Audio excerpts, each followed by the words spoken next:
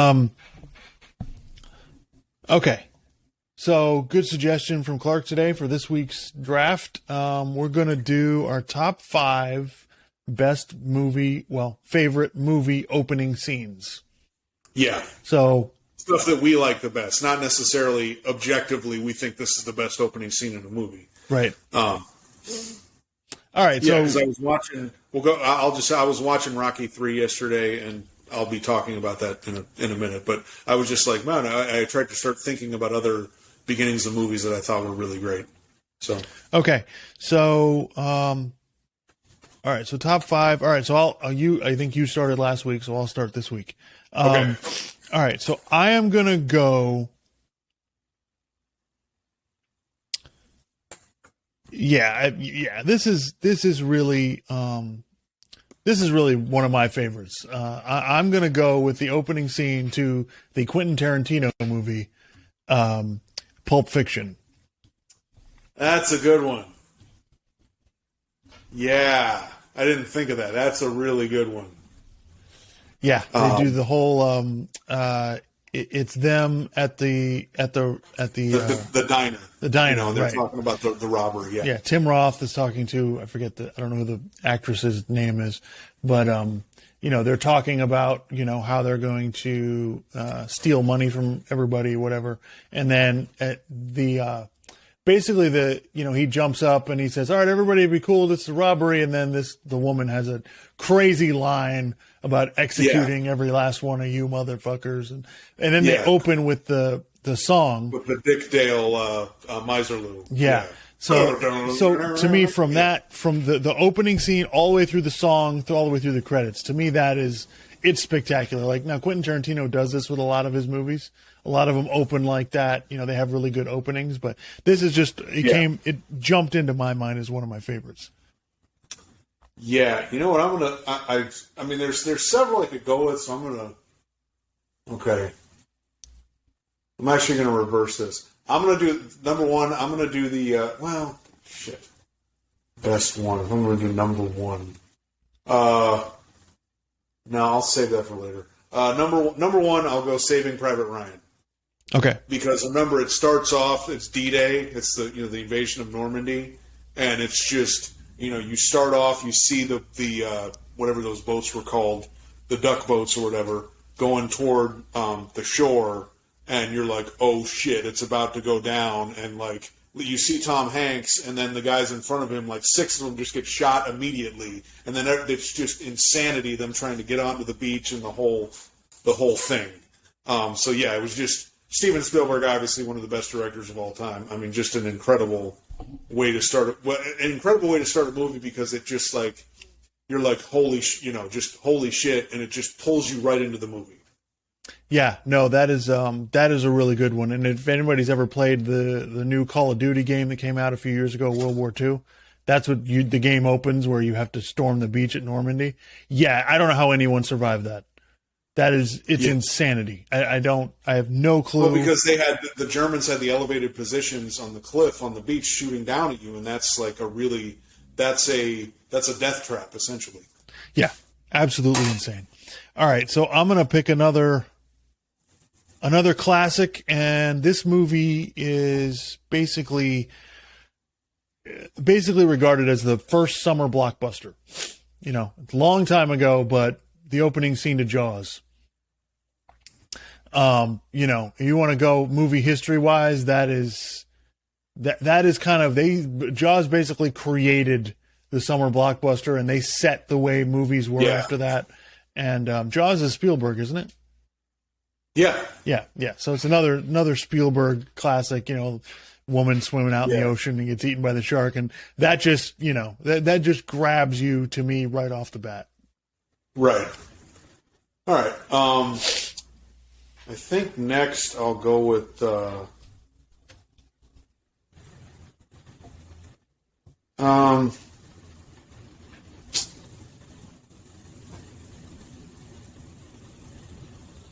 think I'm going to go with. Oh man, that's tough.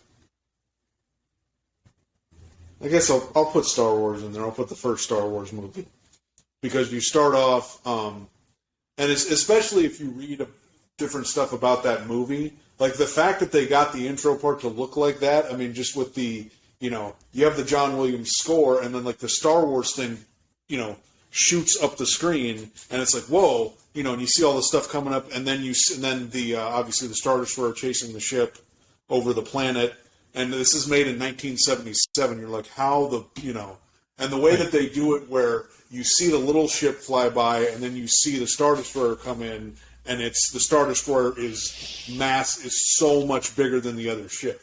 So it's just kind of a great way. You're like, oh man, like it just gets you right into the movie.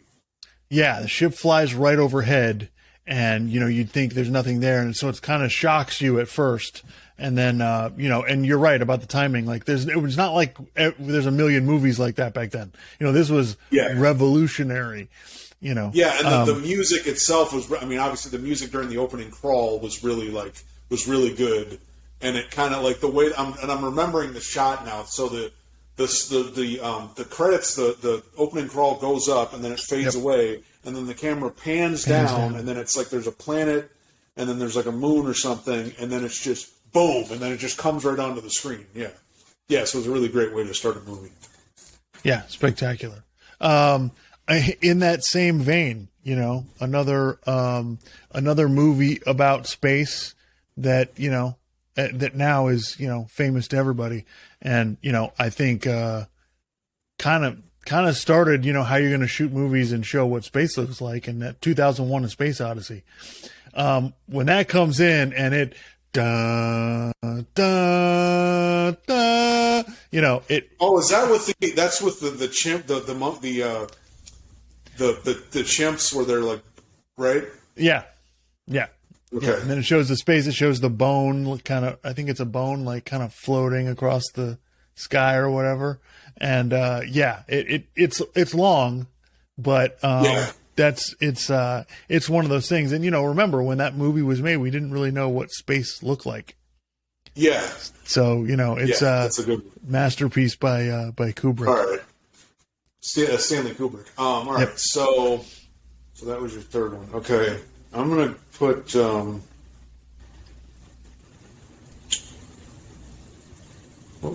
on, I had what was the other one? Rocky, and there's another one I can't think of. I'm going to put Rocky 3 on there. Okay. Because that was the original reason for doing this. So I was watching Rocky 3 yesterday, and I love that opening scene. It starts with the end of Rocky 2, where Rocky barely beats Apollo Creed and he wins the title, and they do that, and then you start off with the Eye of the Tiger, and it shows him. It's a montage of him doing all the title defenses, and he's doing all these commercials, and he's big time now because he's the champion. But yeah, I just thought that was like a great. It's just a great way to pull you into the movie because you immediately understand what's going on, because Rocky 2 is like he has the fight with Apollo, and then he's trying to do some different commercials and make some things happen, and it's not really happening. His wife has the kid, but then she's in the hospital, so he's just kind of like, it's like, I got to win this fight. Like I got to figure this out. So he barely wins the fight. And it's like, okay, but then Rocky 3, it's like no, now he's like a big deal. He's not. This is not the same Rocky from the first two movies. So. And plus, I mean, that's just an awesome song. I mean, come on. Oh, yeah. Listen, you want to talk about things that grab you right off the bat. I mean, how much money and attention, when you write a song that, gets into a movie that everybody knows, and now you're linked to that movie forever. You cannot hear Eye of the Tiger and not think of Rocky. Pretty much, yeah. It's not possible. Like, there's no way, nobody, I realize all the young people listening to it have no idea what I'm talking about. But, there's no way you can, if you're, above 30 years old or older, there's just no possible way. You're not the other thing is the montage introduces you to Clubber Lang, Mr. T's character. And it's just like, oh my God, this guy's insane. This guy's crazy. Yeah. Yeah. Okay. So I'm going to go with another classic, a movie that everybody's seen a million times probably at this point. But I think, and as far as rewatchable scenes go, this movie has, a lot of them. So I'm going to go with the Francis Ford Coppola classic, The Godfather, where it opens with the song, and then the guy says, "I believe in America." And he tells this whole the way it's shot, like what we're talking about, like they show him like close up of his face, and then as you go, it slowly pulls back to where you can see, okay, Marlon Brando's. You can kind of see the back of Marlon Brando while he's kind of stroking his cat there, and then they finally show the opening scene when they first show Brando like that. It's just like, whoa. Like and the thing is, they purposely do that so he has a presence, so it takes a minute or two before you get to where you can see, and the room's really dark. They purposely have it really dark so to me, it's just one of those scenes, that I'm always going to remember. And it really sets up how big a deal, Brando was in that movie. Yeah, that's a good one. I couldn't remember exactly how it opened. I was trying to remember if there was something before that, but no, it's like that. Okay. Yeah, it opens with a song, and then they show The Godfather on the screen, and it takes they play the song for a little while. Like and this was made in 1972, so back then they used to take their time when opening the movie, and they didn't have this whole opening where they showed the credits and all. It was just kind of like they gave you a little bit of an intro, and then boom, you're in the movie. Yeah. All right. Yeah, that's a good one. Okay. I'm trying to. Which one am I going to do? Okay. All right. I got to put something from Scorsese in here. Now, there's a few choices. Absolutely. I could go with Goodfellas, but I'm actually going to go with Casino. Because if you remember Casino, I think De Niro's like narrating a little bit. I can't remember exactly if he starts narrating, or I think it's just he walks out of a building, gets into a car, and then the car blows up. Right. And so now later on you learn he didn't actually die in that thing, but it's like, holy shit, Right. Yeah, so that's obviously Goodfellas, honorable mention. I mean that's a really good one too, where they're driving in the car, and then they get the guy, then they open up the trunk, and the guy's half dead in there, and they kill him, and then Ray Liotta, all my life I wanted to be a gangster, Yeah, and then it starts playing that song. I could go from rags to riches. Right, Tony Bennett, yeah. Yeah, that's a good one, but I'll take Casino just because of the explosion, and it's like, oh my god. Yeah, that grabs you right off the bat. All right, so this one is one of my favorites. Not necessarily like it's not going down in cinema lore necessarily, but it's this one to me is a really big deal because it opens a franchise. And that's the opening scene to Raiders of the Lost Ark. When he goes to the thing and has to put the sand in place of the little statue, whatever. It's not really a statue, but the little gold, thing, and then he has to run, and the big ball goes out, and then he has to, escape from and get into the seaplane, and then they roll the dun dun dun dun dun dun. To me, it's just that scene is just one of those things. Well, the other thing about that whole thing, it kind of like it starts off. I don't want to say it starts off one way and goes a different way, but it's like it starts off at first you don't see Harrison Ford. Right, and then remember they're walking toward where the temple is, and someone pulls a gun out or something. He pulls the whip out and slaps it out of his hand. You're like, oh, this guy's a badass, And they're going through the temple, and he's avoiding all the stuff, And then he like walks up to the thing, and then he replaces the statue, and it's like, oh, this guy's a badass. And then the temple starts just crumbling down. And he has to kind of run away from it, and he has to the guy takes his whip from him, and he has to jump across the thing, and it's Yeah, and honestly, that was 1981. Like, it's not like we had a lot of movies where they did that. I mean, it was like kind of a Western, but kind of, but also kind of the way modern action movies are done. And, like you said, it's a very good point. Not showing his face until, about halfway through the scene. And, so that makes it even bigger than it was. All right. So that was number 5? For me, yeah. Okay. All right, this is tough. I'm gonna Yeah, All right. one more spot left. I just thought of one, and I'm going to actually put this as number 5. I was going to put Rounders as number 5 because remember how Rounders starts. Here's the thing: if you can't spot the sucker within the first half hour at the table, then you are the sucker. When he's walking into the Teddy KGB's place, which is a totally awesome scene. But I'm actually going to go with a different one just because I don't want to just give everybody stuff that they might already think of. The opening to The Good, the Bad, and the Ugly.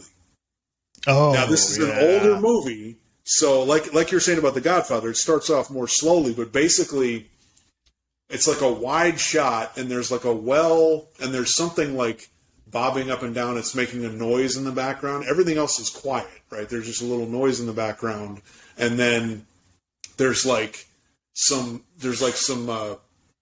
I don't even know what to call it. Just some people on over here, and there's some people over there, and they're trying to go get somebody, and they're kind of looking at each other. They're like waiting, and then they start walking closer and closer and closer, and then it all happens really, really fast. They run into the room, and then there's a bunch of gunshots, and then somebody runs out, and it's Tuco, and I think they have they put him as the Ugly or something like that, and then it starts playing that score, Yeah, it's on. I'm looking at this list of top 50 movie scenes. It's the Good, the Bad, and the Ugly. Yeah, now again, that's an older movie, so it's slow, and you really got to watch and pay attention to how they, because it starts off with wide shots, and then they start kind of editing quicker to speed up the pace, and then it culminates in when they all run into that room, and then there's all those gunshots, and someone jumps out a window.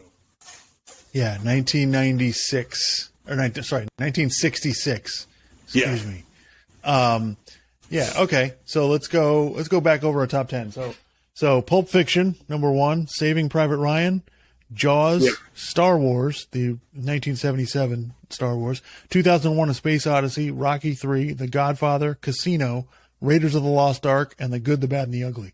Any honorable mentions for you? I mean, I said Rounders. I would say Goodfellas. Those are both good. God, that's tough. I mean, this is basically what movie do you like? But the opening scene of The Big Lebowski, I think, is pretty good. If you're just talking about really movies that are fun, I like going back to Quentin Tarantino. I mean, my favorite Quentin Tarantino movie is Inglourious Bastards, and so to me, the opening scene intro for that, with the Nazi guy, Christoph Waltz comes in and is just, oh my god, incredible villain. You're scared to death as you're watching the whole scene. You're just sphincters are clenched. Yeah. Yeah. That's pretty good. I mean, Kill Bill, the beginning of Kill Bill, where she gets he's talking to her and then he shoots her in the head. Yep. And she's like, "It's your baby." What the fuck? Yeah, and right, and it's a good point because you don't know anything that's going on. You have no idea why, who, what, exactly. Where. Yeah. You have no clue. What is happening? I mean, I wrote down American Beauty just because I just like the opening scene with the where he's talking about and it ends at a certain point. He says, I'm blah blah blah, and in however many days I'll be dead, and he just talks about and it shows this overhead, basically probably from a helicopter shot of the neighborhood that they live in, and so yeah, I thought that was a good scene. But yeah, once I saw Jaws, I couldn't go without mentioning Jaws. To me, that just sets up the next 50 years of movie making. With that scene. Yep. I looked on this list here. They got The Matrix. I'm trying to think of how The Matrix opens. That's pretty good. I mean, it's not I didn't think it's totally incredible, but I mean, it's pretty good. I can't I can't remember how does it.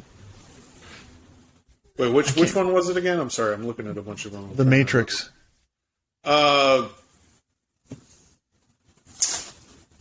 There's Trinity is talking to somebody. Oh, right. And then the police are coming, and then she has to get out of there, and she runs away from them, and yeah, it's like a chase scene. And they arrest. Some people put the beginning of Jurassic Park, and that was good. I like. There's other scenes in that I feel like are better. You know. Right. Yeah. No, it doesn't have to be the best scene of a movie, but yeah, I feel like I think we did a pretty darn good job. I think most of those movies would be on just about anybody's list.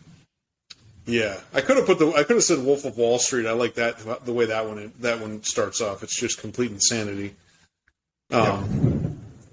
But yeah, God, they really have some. I'm looking on BuzzFeed and they have a bunch of these. I'm like, really, you're putting that as a good intro to a movie? Like, I mean, they put the Lion King on there, the animated one, and that's probably pretty good. That's actually a pretty good. I can remember that briefly. It's just it had that whole song and like all the stuff going on. Like that's actually probably one of the best animated opening scenes you've ever seen.